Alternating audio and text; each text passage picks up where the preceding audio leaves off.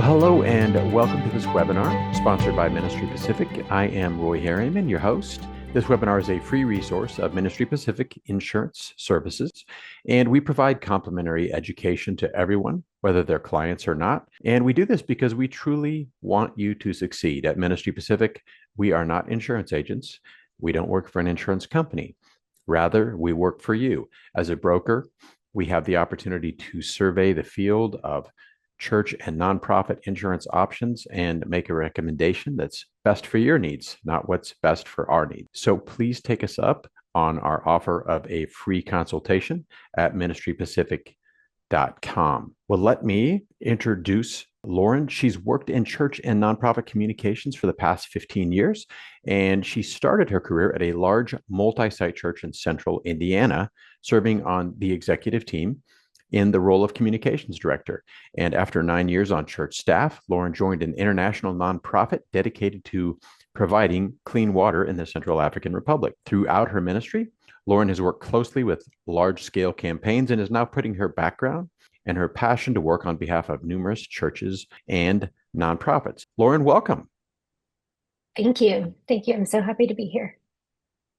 Well, why don't we begin by having you tell us a little bit about your work and Generis itself? Yeah, for sure. So Generis has been around for many decades. We've been serving churches, also started to work with Christian, we're faith-based, so we work with Christian nonprofits and private schools.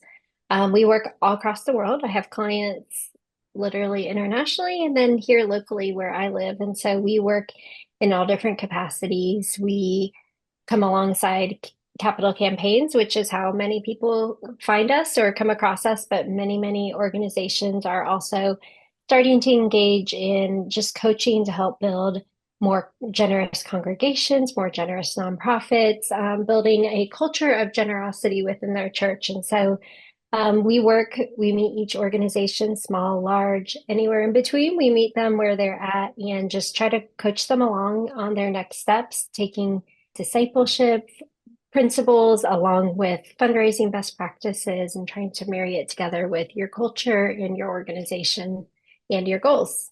We've got a challenging topic today, as you know. Now, maybe it's not challenging for you, Lauren, because you work in it every single day, but I know people joining us are definitely experiencing challenges and they're looking for answers. Just to start us out, I'm sure you have some corroborating data as well, but two recent surveys found that only 5% of churchgoers give 10% or more of their income to the church. So 5%, that's 1 in 20. And 50% of those who donate only give 2% of their income. About 37% of churchgoers give nothing at all. And this doesn't even address nonprofits and the challenges of faith-based organizations. But those numbers, even if they're off by half, are shocking. So, in your view, is there a crisis of generosity? You know, in the work I do, I approach generosity as a continuum. It's not a destination. And so I think no matter what those numbers are, we use data-driven discipleship. It's kind of the term we use. We use the data to inform what we're doing and where we need to go. And if we're making progress, we use the data to do that. Data often tells the story.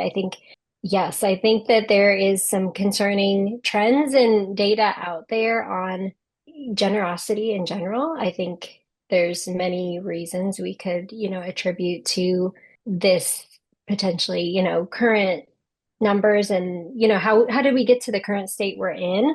But I also think, these numbers also tell a story, but they also don't tell a story. Like we have to have context and we have to have things like that. And so I think, when we have a call into ministry or discipleship, there's always a next step. There's always something that we need to be working on and doing. And so even if these numbers were double, I still would say, there's still work to be done in the generosity space when it comes to the Christian and faith-based organizations.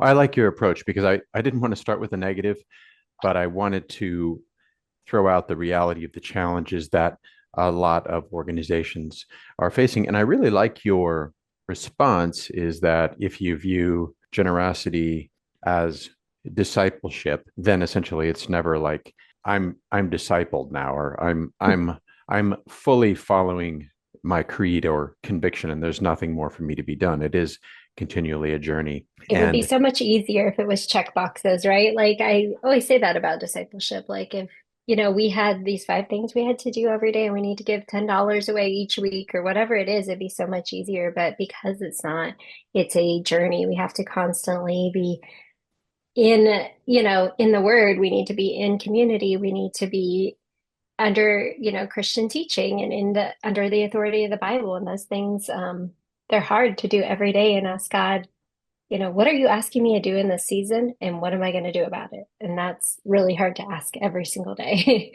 it is. And this is related. I didn't have this in our initial conversation notes, but I'm sure you're familiar, and many of our viewers today are familiar with the 80-20 principle. And that is that 20% of volunteer efforts, 20% of giving. It can even relate to business. 20% of customers result create 80% of the results. Is there a, would you say, is that a legitimate assessment of where church and nonprofit generosity environment is, where maybe you have a really strong 20%, but the 80 is kind of more enigmatic? Yeah, yeah, I think that many churches do find and organizations find that principle to be true that a few hands are carrying the bulk of the load. And that's great. That doesn't mean that they are discipled, and it doesn't mean that you're failing or falling behind. What it does mean is there's still work to be done. As you said, Lauren, we it's very doubtful that any of us have hit a scenario as in Exodus 36, where Moses said basically, "Hey, everybody, stop giving. We've got enough money." I'm sure that every congregation, and as you said, and nonprofit has an opportunity to grow in generosity. Now, the challenge is we like things to be simple. For example, like if you just do this, you'll all of your needs will be met. But often in life, there's not just one cause to a challenge that we're experiencing. Can you outline some of the factors that lead to a generous faith or nonprofit giving community? That's such a great question. The first thing I always start off by telling people is, especially for church leaders, like you are a church. We're not fundraising. We're here to do discipleship. And discipleship is like, if you read the Bible, it's whole heart. It's not just everything but giving. And I think you set us up well with this conversation. It's the conversation nobody wants to have about giving. And how do we talk about giving? And the truth of the matter is, even if we don't talk about giving, the rest of the world is discipling our kids, ourselves, our peers. The world is doing that. You open social media, there's ads, everybody's telling us how to spend our time, talents, and treasures. And who should be the leading voice in these things? It should be the church. It should be Christians leading the way on these things. And so if we want to grow a generous faith community, the first step is we've got to be able to talk about it. Now, where many churches it's gone wrong is we haven't talked about it appropriately because we're not trying to fill our thermometer or hit a goal. Like what we're trying to do is have heart change. And at the end of the day, if that heart change comes, I believe time, talents, and treasures will follow.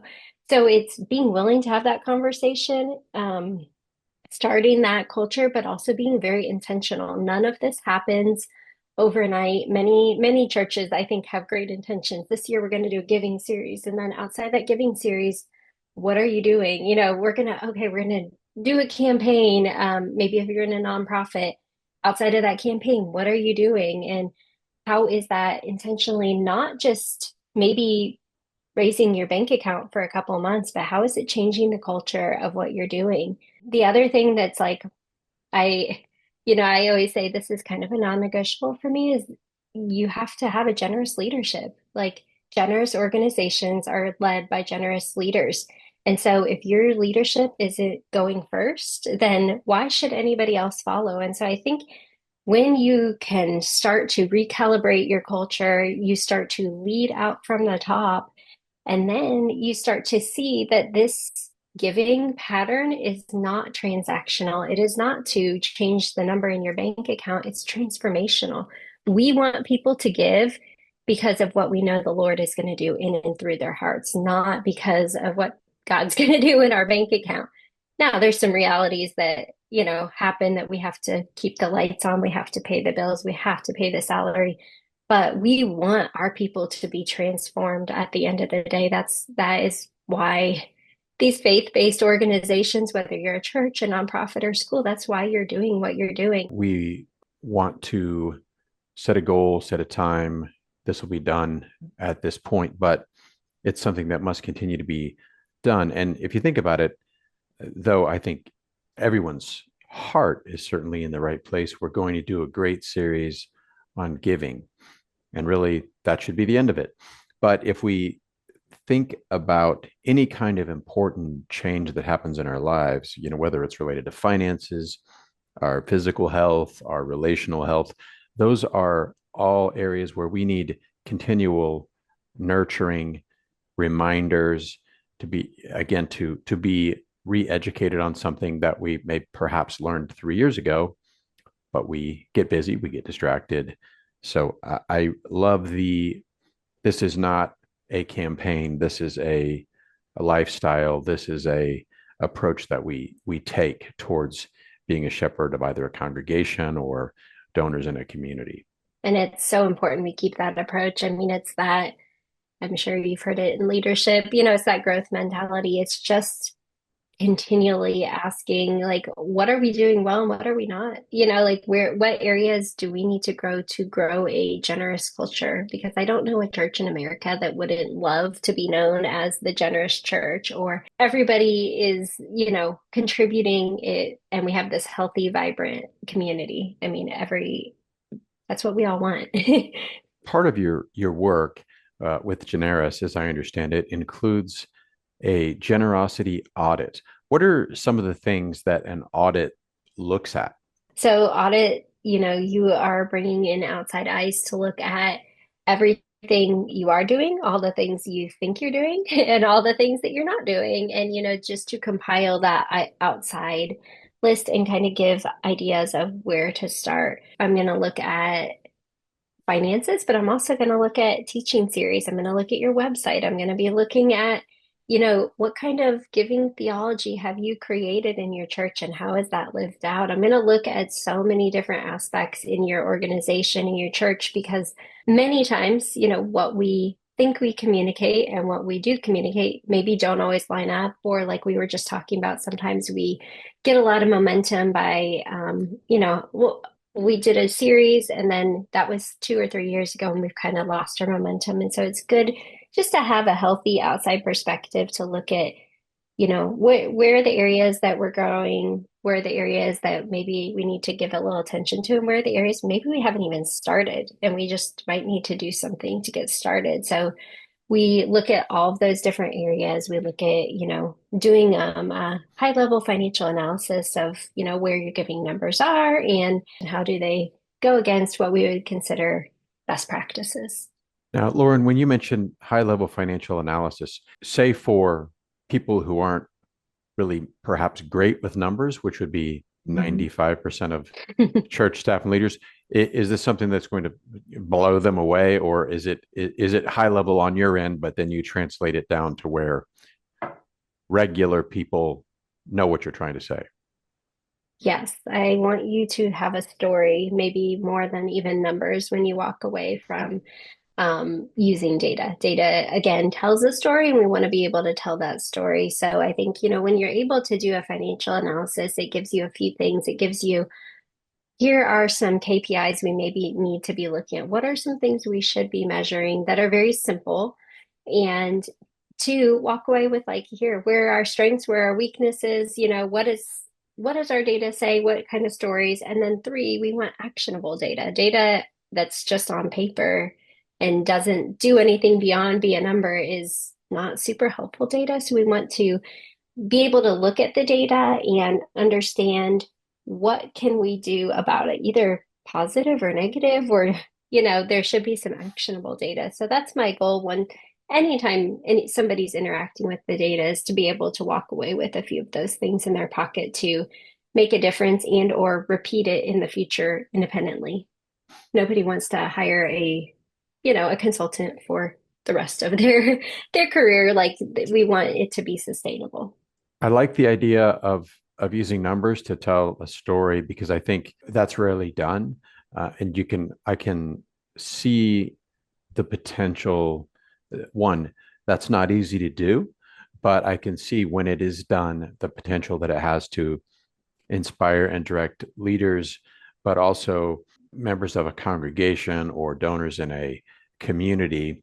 Because often, just my experience in church is when it came to finances, I was handed like a spreadsheet and I had absolutely no idea what it actually said, but the people who were presenting it did. And I just thought, well, it must be good enough. Turning that into a story while providing details for those who are inclined to understand them.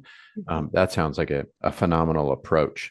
I could see that it would be easy for well meaning leaders to sometimes believe that the problem rests solely with church members or community stakeholders and that they're holding back generosity. Is there realistically more to it than that? Is it perhaps not so one sided? Yeah, I would agree. It's very multifaceted. I would even argue it's not just two-sided. It's not just leaders and it's not just with, the people who are showing up on the weekends. Like I think that there are a lot of things that get in the way from doing financial discipleship well. And there are a lot of things that get in the way from doing regular discipleship well, right? Like, wouldn't we love everybody to be studying the word an hour a day? But yet most people who attend church may not be doing that. And so it's the same thing. There is a responsibility on the leader to lead out in a way that inspires people toward a closer walk with the Lord and to be intentional with that. But it can be hard as a church leader to balance and juggle all the things. I'm sure many people are, sitting there thinking, but we have not only do we need to work on, generosity, but we want people in small groups and we want them to serving. We need people to help in kids ministry and student ministry. And so you could sit here and name like all the competing priorities. And I'm not here to, prioritize or tell you right or wrong, but I do think that there's seasons for different things to have different priorities. And I think that there is just in general, I think churches have strayed away from, they've maybe gone too far to one side where, okay, because talking about finances might drop our attendance, we just won't talk about them at all instead of like, hey, what do we need to do to recalibrate so that we don't drop attendance? Or why does our attendance drop? Looking at some of those root problems. There's many reasons, and we could probably talk about that for several hours of how we got there. But the reality is, regardless of where the problem rests, I think it's the leader's job to solve and to continually try to solve because it's not just like discipleship. It's not a one-time thing. Earlier, you mentioned regarding leadership that it's important that leaders not only speak about generosity, but model it. How practically can they do that? Some of it is going to be behind the scenes and maybe nobody's ever going to see, and that's okay. The two things that I use, if you ever, hear me talk, I talk about two questions. What is God asking you to do, and what are you going to do about it? And I think that that's where leaders start. My personal giving story started, when I was actually on the church side as a Generis client, and I was, helping to execute a campaign, and I'm being challenged on the words that are coming out of my mouth as I'm talking, not about what I am giving, am I giving 10%, 12%? Like, I think we get caught on that, but like, how am I stewarding what I'm not giving?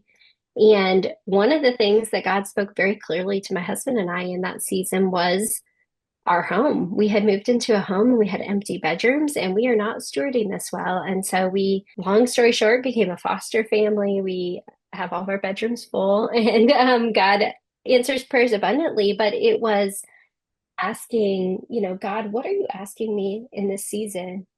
And if we just stop there, it's very easy. I could come up with 1,000 things God's asking of me in this season, but what are you going to do about it? That's the discipleship question that makes us go, okay, I need to do something. And somebody asked me that, and it put a little bit of fire underneath us that we've got to do something about this. And so I think leaders, generosity looks different, and it is not a lead pastor in a church probably isn't going to write the biggest check to the church, and that's okay. But generosity is time, talents, and treasures, and we lead out with that.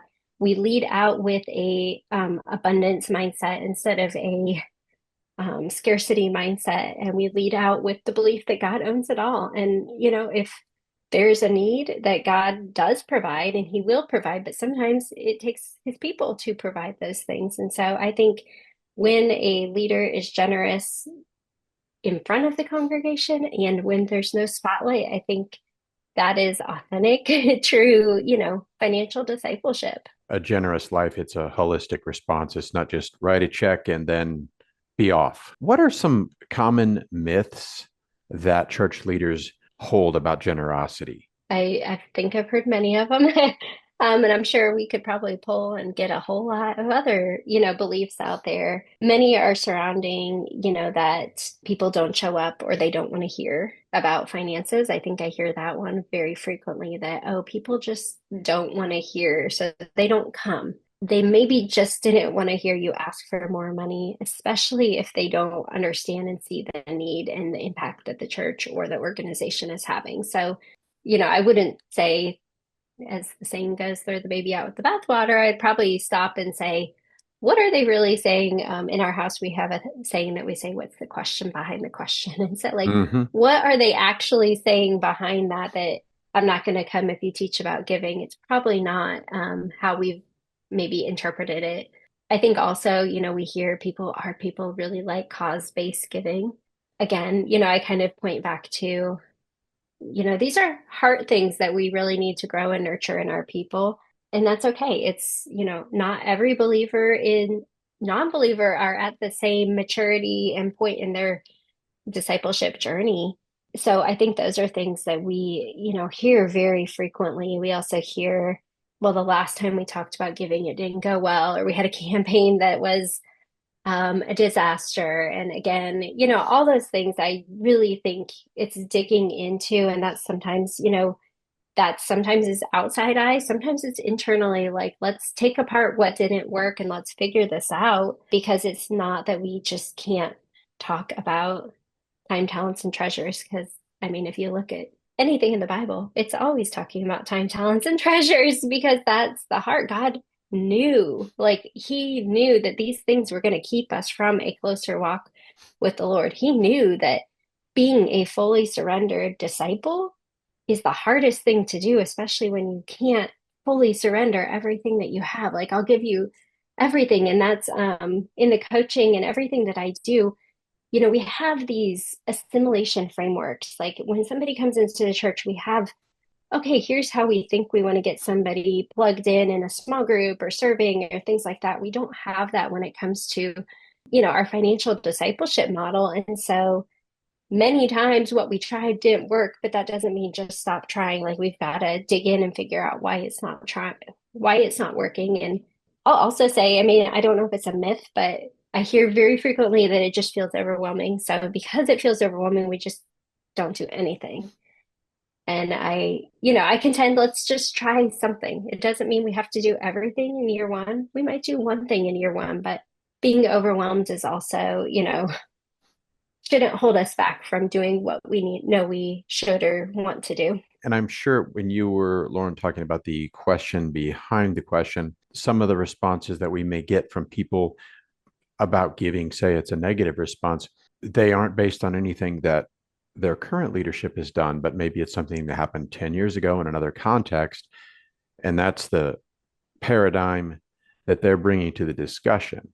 And so the challenge for us is to create trust and show, well, you may have experienced this in the past, but this is who we are and this is what we're doing now. Trust is so important. And I think you see that so often. We say that oftentimes our person's giving leaves before the person leaves the church. So you can actually, if Mm. you're watching their giving pattern, you can see that their giving drops off while they're still attending. Their rear end is still in a seat, but they're not, Hmm. their heart might not be there. And so I think that is such a great, picture of what giving does. It's not, we never would reach out to someone because we miss their check, but it's because we care about their heart. And because we care about their heart and it's tied to potentially past hurts or things that didn't go right, like we want to dig in and have those conversations and disciple and do life on life because that's what we're called to do.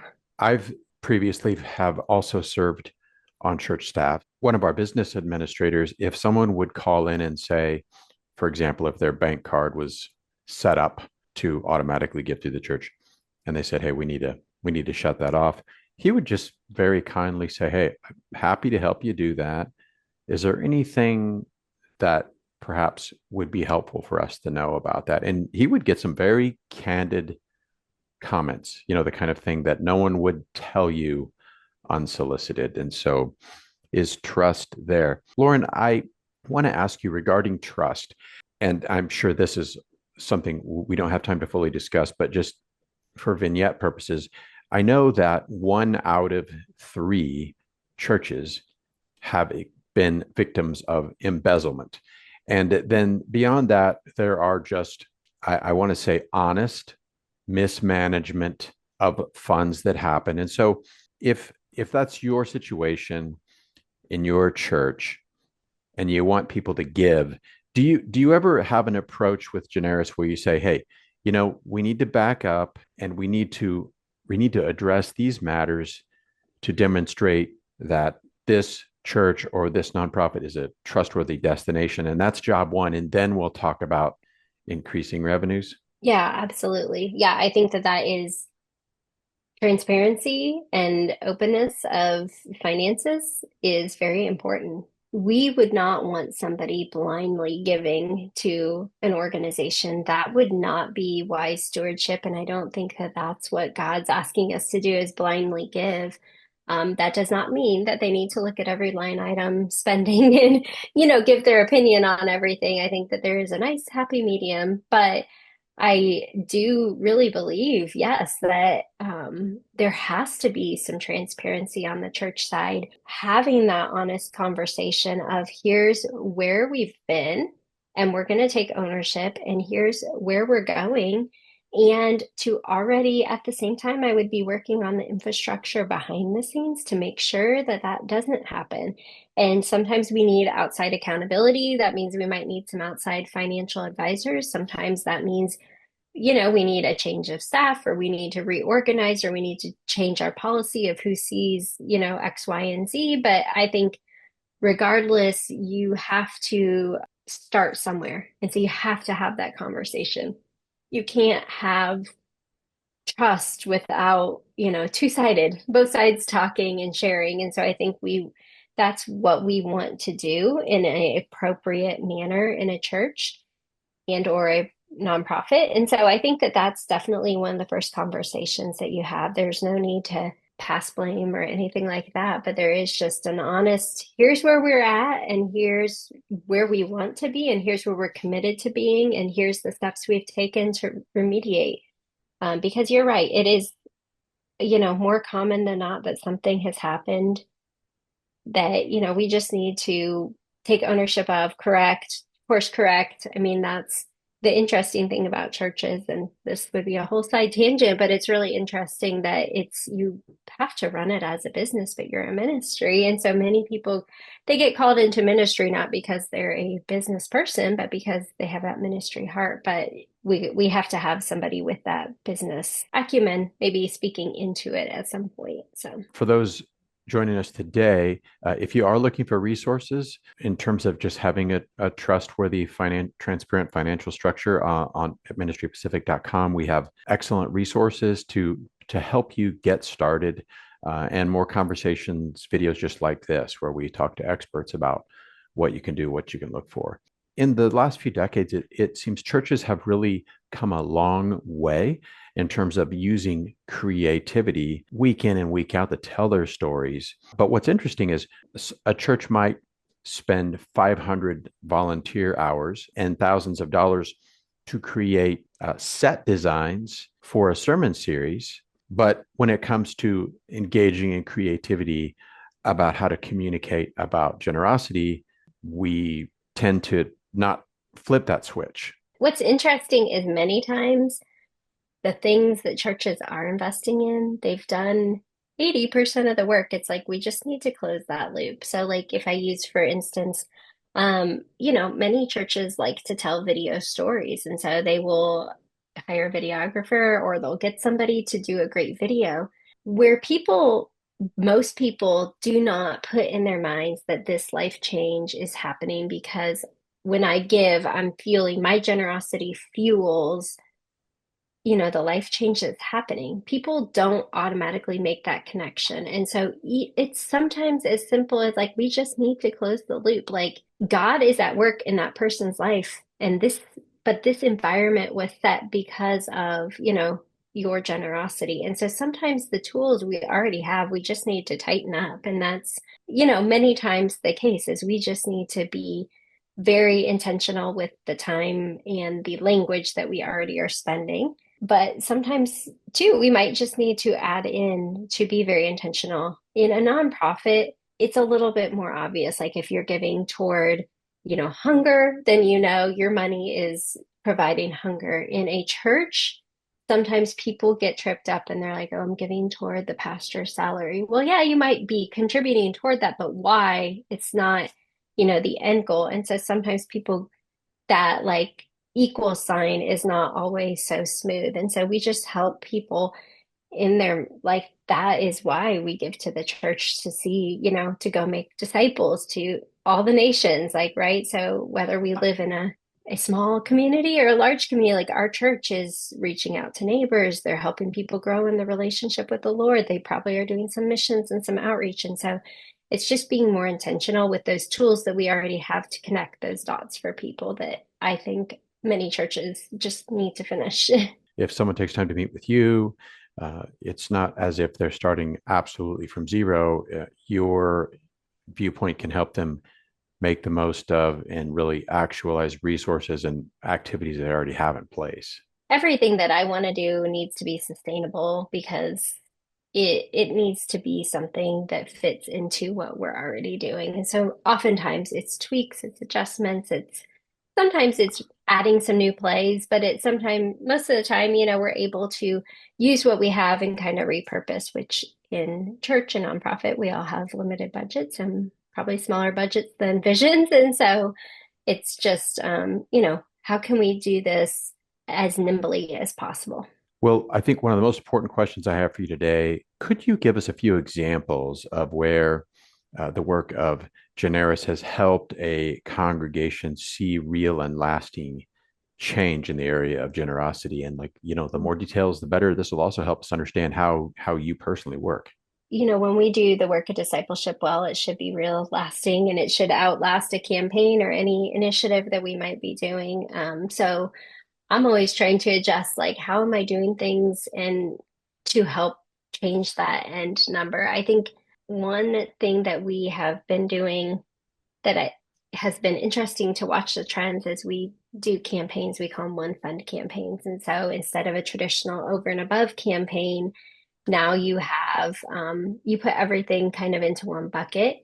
And the idea is, we're asking people to expand their generosity over a period of time, but it's not to a building project, it's to everything together. You might be building a project, or you might be expanding your kids' wing, but it's all lumped into one. And so that's been really interesting because I have seen in churches like the giving does not drop off the way it does as much in a traditional campaign sometimes in certain churches. And so I think that that's been really fun to see that growth. We've walked alongside, you were talking about earlier, like churches that have maybe some financial transparency that they need to have those conversations and walked alongside some of those churches that it is a hard conversation to have. And so we've got to, be very intentional with setting the space and having that. And then, we work with churches that are thriving and they just want to know how can we do more? What are we missing? Because the truth of the matter is, if we have this framework, this discipleship framework where, we want people to be growing. So we're always looking at like, what is the next step? What is the next step? It's hard to reach all those different segments of people because not everybody needs to hear the same message. For some of our people, they just need to hear, give one time, give a gift. Like you've never given and God's asking you just give, like that first step of obedience. For other people, they need to hear like it's time for to make this a discipline. And so giving regularly, like this is what we need to work on. And then, for people that have already done that, they maybe have been raised in the church or they've already developed a lifestyle of giving regularly. They might be ready to be challenged on the idea of intentional giving. Like, what does that mean for me to be intentional with what I'm giving?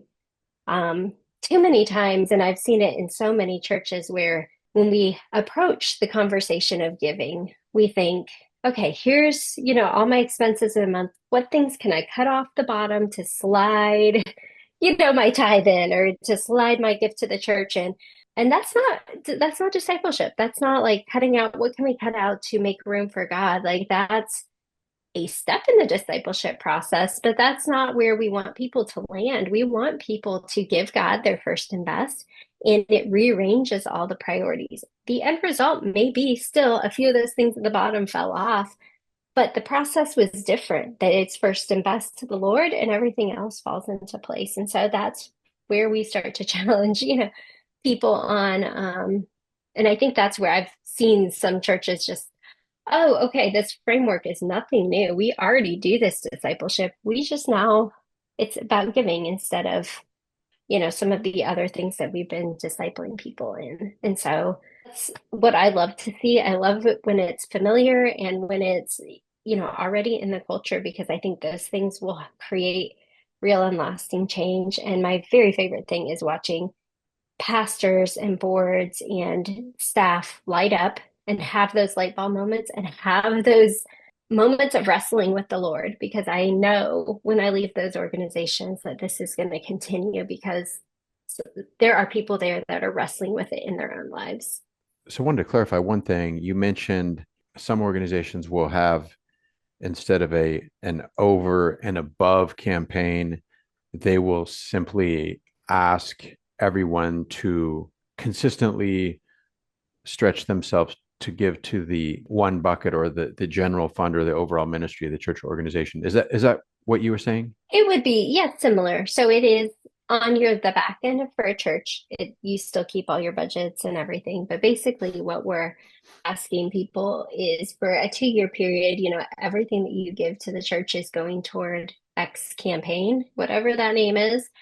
And that campaign is going to do X, Y, and Z. So it's going to fuel, like, it's already going to continue to provide the local ministry that's happening because that's through your regular giving. It's including that. So it's including your budget, but it's also including like maybe expansion to the community. If you're doing, some building expansion, or you're going to do something missions oriented or whatever you might do. And then also, there may be another bucket for missions or something. So you kind of communicate people buckets, but they give all to one place. It's a way, you're getting unrestricted funds, but you're also helping people to see the impact that their giving has, because we want savvy, we want people to be wisely, investing and using their money, their time, talents, and treasures. I think that that's a very biblical principle. And so we have to be able to communicate on those things. And the One Fund kind of gives us this vehicle to talk about all the things, the impact that the Lord is having through this church because of the generosity that's fueling it. Yeah, and that would be as opposed to a laser focus just on a construction project.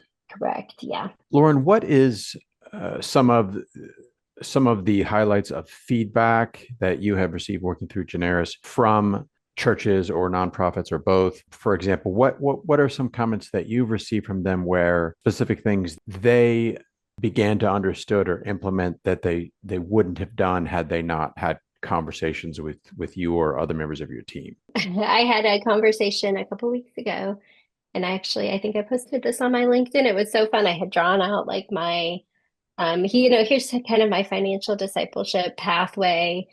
And one of the pastors we have talked about this. I've talked about it with this organization multiple times. We've been working together for about a year now. And he all of a sudden he goes, if you cover up the word giving, this is our discipleship model. And I was like, yes, it's like a light bulb moment that this is nothing that we outside of, we just sometimes need outside help to help us like contextualize and figure out how to do it. But we're already doing this as a church. We're already doing this. So that was really fun. There was another, I can remember sitting at a board table and we spent the whole day together. And at the end of the day, one of the pastors looked across and he just said, I need to go home and have a really prayerful time and have an intentional conversation with my wife. I feel really convicted. And I'm not trying to convict, that's the work of Right. the Holy Spirit. But I think, oh my goodness, these are amazing moments. Like, even if nothing else happens, like there was some meaningful spiritual moments for some of these people. And so I think those are the things that fuel the work I do. I love when I see, the numbers match up to goals and buildings get built and more people get reached. But I would do it even for those little one-off conversations because I think that that's so important. And, that's, if you ever talk to me at all about this topic, you'll hear me say, if when you're building a building or if you're doing whatever, even if somebody approached you tomorrow and said, let me just write you a check for the full amount so you don't have to do this, your response should be, we need to do this because it's discipleship. It's not about a check. It's not about a number. I am positive every church in America and every nonprofit could, if I said, I'm going to give you $10 billion, you could think of ways that you could expand your ministry and expand the vision that God's given you, it to match the funds. So I don't think it's ever your vision or your calling from God is too small. I think that sometimes we just think too small. And so it's not about those numbers. It's not about anything. It's about that life change. Like even if someone tomorrow came and gave you the whole amount of whatever you would need,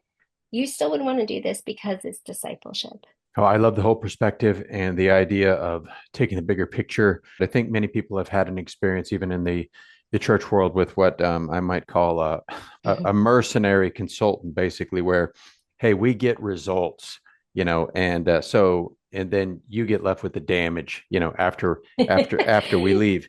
And so you're talking about helping people to basically self-actualize their potential for generosity based on convictions in their life already, and not manipulating people. We're not trying to get people to give what they don't want to give. Right. Like that is not, I don't want money that I have to like weasel out of somebody's hands. That's not that's not a fun place to be. And I don't know of any ministry person that wants to be weaseling money out of people's hands.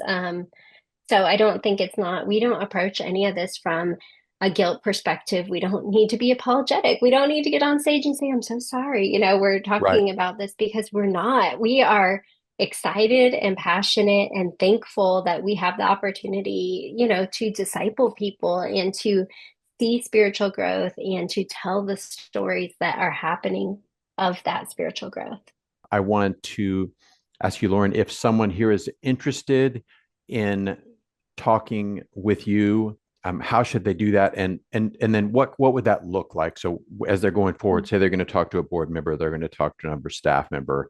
How can they explain kind of what that journey might look like? I love to start with conversations. I just think that every organization, is unique or has different needs. And so I would encourage, anybody who wants to start, just reach out via email. You can find me on LinkedIn or whatever. We can set up a time to do like a 1 hour discovery Zoom or call or whatever works and just talk through what your questions you have, what you're looking to do.